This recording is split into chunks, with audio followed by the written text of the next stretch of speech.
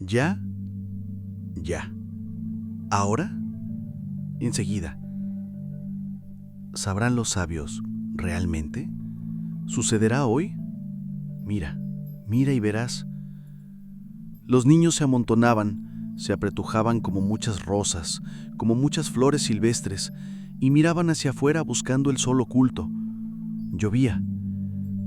Llovía desde hacía 7 años, miles de días sobre miles de días que la lluvia había tejido de extremo a extremo, con tambores y cataratas de agua, con el estrépito de tempestades que inundaban las islas como olas de una marea. La lluvia había triturado 1000 bosques que habían crecido 1000 veces para ser triturados de nuevo. Y así era para siempre la vida en el planeta Venus. Y aquella era la escuela de los hijos de los hombres y mujeres del cohete que habían venido a un mundo de lluvias, a traer la civilización y a vivir sus vidas. ¡Para! ¡Para! Sí, sí. Margot no miraba con aquellos niños que no podían recordar de un tiempo en que no todo era lluvia y lluvia y lluvia. Tenían todos 9 años, y si había habido un día, 7 años atrás, en que había salido el sol 1 hora, mostrando su cara a un mundo sorprendido, no podían recordarlo. A veces de noche Margot oía cómo se movían en sueños, y ella sabía entonces que recordaban el oro, o un lápiz amarillo, o una moneda tan grande que con ella uno podía comprarse el mundo. Sabía que creían recordar un calor, un ardor en las mejillas, en el cuerpo, en los brazos y las piernas, en las manos temblorosas. Pero luego despertaban siempre al tamborileo trepidante, al interminable tintineo de unos collares de perlas transparentes sobre el tejado, el sendero, los jardines, los bosques, y los sueños se desvanecían. Todo el día anterior en clase habían leído acerca del sol, de cómo se parecía un limón y de qué caliente era, y habían escrito cuentos o ensayos o poemas a propósito del sol. El sol es una flor que solo se abre 1 hora. Eso decía el poema de Margot, leído en voz baja en el aula silenciosa, mientras afuera caía la lluvia. «Bah, no lo escribiste tú», protestó uno de los chicos. «Sí», dijo Margot. «¿Yo? William», dijo la maestra. Pero eso había sido ayer. Hoy la lluvia amainaba y los niños se apretujaban contra los gruesos cristales del ventanal. «¿Dónde está la maestra?» «Ya vine». «Pronto no veremos nada». Los niños eran como una rueda febril de rayos que subían y calaban. Margot no se acercaba a ellos. Era una niña frágil y parecía que hubiese andado muchos años perdida en la lluvia y que la lluvia le hubiese desteñido el color azul de los ojos, el rojo de los labios y el oro del pelo. Era como la vieja fotografía de un álbum, polvorienta, borrosa, y hablaba poco y con una voz de fantasma. Ahora, alejada de los otros, miraba la lluvia y el turbulento mundo líquido más allá de los vidrios. «¿Qué miras?», dijo William. Margot no respondió. «Contesta cuando te hablan». William le dio un empujón. La niña no se movió, es decir, dejó que el empujón la moviera y nada más. Siempre la apartaban así. Margot no jugaba con ellos en los túneles sonoros de la ciudad subterránea y nunca corría con ellos y se quedaba atrás, parpadeando. Cuando la clase cantaba canciones que hablaban de la felicidad, de la vida, de los juegos, apenas movía los labios. Solo cantaba cuando los cantos hablaban del verano y del sol, y entonces clavaba los ojos en los ventanales húmedos. Y además, por supuesto, había otro crimen más grave. Margot había llegado de la Tierra hacía solo 5 años y aún se acordaba del sol. Recordaba que cuando tenía 4 años, el sol aparecía en el cielo de Ohio todas las mañanas. Ellos, en cambio, habían vivido siempre en Venus y solo tenían 2 años cuando el sol había salido por última vez y ya se habían olvidado de su color, su tibieza y de cómo era en realidad. Pero Margot recordaba. «Es una moneda», dijo Margot una vez cerrando los ojos. «No, no», gritaron los niños. Pero Margot recordaba y lejos de todos, en silencio, miraba las figuras de la lluvia en los vidrios. Una vez, un mes atrás, no había querido bañarse en la ducha de la escuela, se había cubierto la cabeza con las manos y había gritado que no quería que el agua la tocara. Luego, obscuramente, comprendió. Era distinta, y los otros notaban la diferencia y se apartaban. Se decía que los padres de Margot se la llevarían de nuevo a la tierra el año próximo, pues para ella era cuestión de vida o muerte, aun cuando la familia perdería por ese motivo varios miles de dólares. Por eso la odiaban los niños por todas esas razones, de mucha o de poca consecuencia. Odiaban aquel pálido rostro de nieve, su silencio ansioso, su delgadez y su futuro posible. ¡Vete! William la empujó de nuevo. ¿Qué esperas? Entonces, y por primera vez, Margot se volvió y lo miró, y lo que esperaba se le vio en los ojos. «Bueno, no te quedes ahí», gritó William furioso. «No verás nada». Margot movió los labios. «Nada», gritó William. «Fue toda una broma, ¿no entiendes?». Miró a los otros niños. «Hoy no pasará nada, ¿verdad?».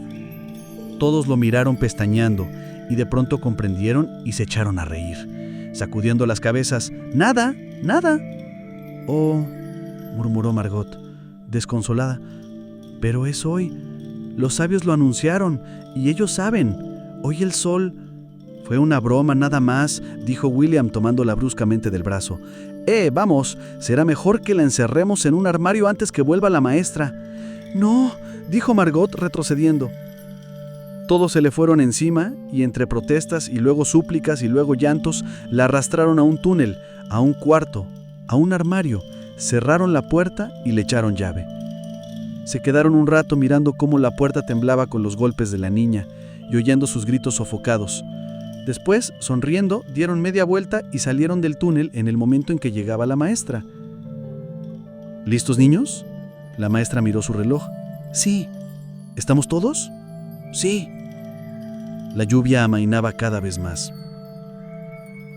Fue entonces como si en la película cinematográfica de un alude, de un tornado, de un huracán, de una erupción volcánica, la banda de sonido se hubiese estropeado de pronto y todos los ruidos, todas las ráfagas, todos los ecos y truenos se hubiesen apagado bruscamente. Y como si enseguida hubiesen arrancado el film del aparato que proyectaba ahora una fotografía tropical que no se movía ni trepidaba. El mundo se había detenido. El silencio era tan inmenso, tan inverosímil, que parecía que uno se hubiese puesto algodones en los oídos o que uno se hubiera quedado sordo. Los chicos se llevaron las manos a los oídos. La puerta se abrió y el olor del mundo silencioso, expectante, entró en la escuela. Salió el sol. Tenía el color de bronce fundido y era muy grande. Alrededor, el cielo era un deslumbrante azulejo azul. El hechizo se quebró al fin y los chicos se precipitaron gritando hacia el verano. La selva ardía bajo el sol. «Bueno, no vayan muy lejos», les gritó la maestra. «Tienen solo 2 horas, que la lluvia no los sorprenda afuera». Pero los chicos corrían ya con los rostros vueltos hacia el cielo, sintiendo que el sol les quemaba las mejillas como un hierro candente, y ya se quitaban los abrigos para que el sol les dorara los brazos. «Es mejor que las lámparas de sol, ¿verdad?». «Oh, mucho mejor». Dejaron de correr.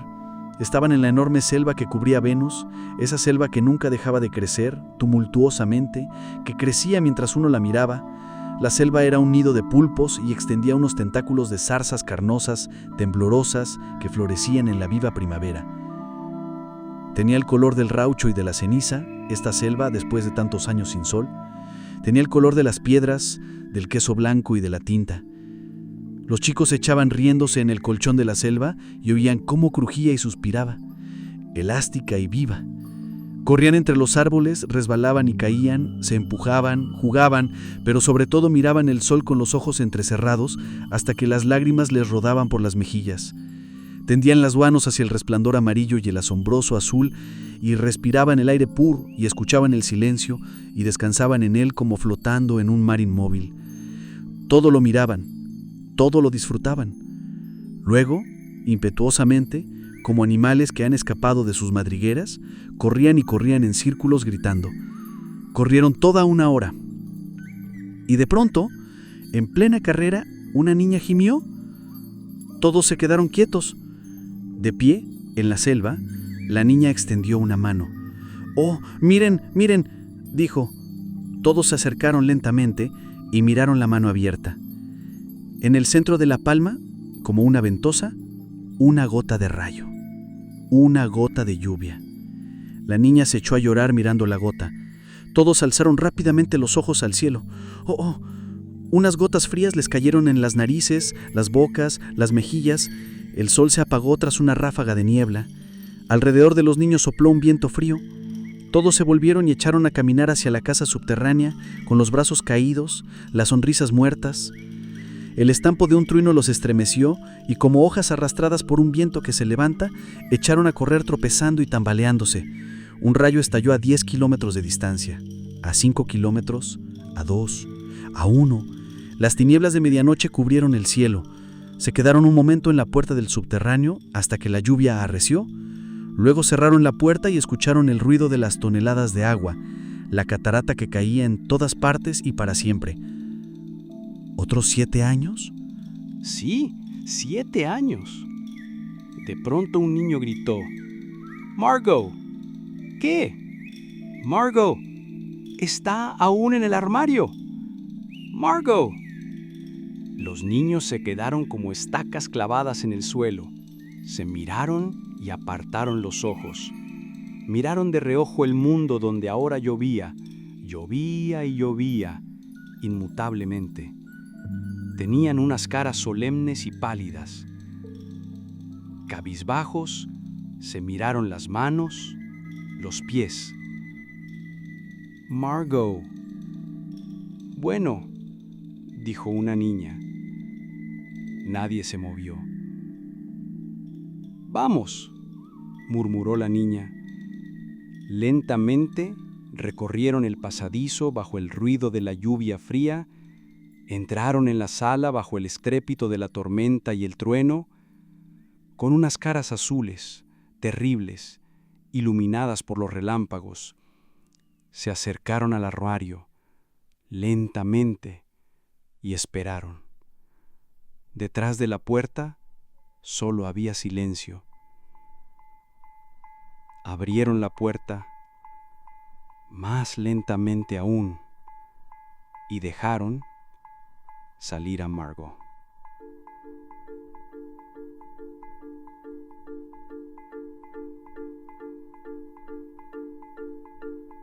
Te invito a que te suscribas al canal. Es la mejor forma de asegurarte de que no te perderás ninguna de las próximas narraciones que estoy preparando. Además, un pequeño gesto como un me gusta o un comentario me ayuda muchísimo a saber qué te ha parecido.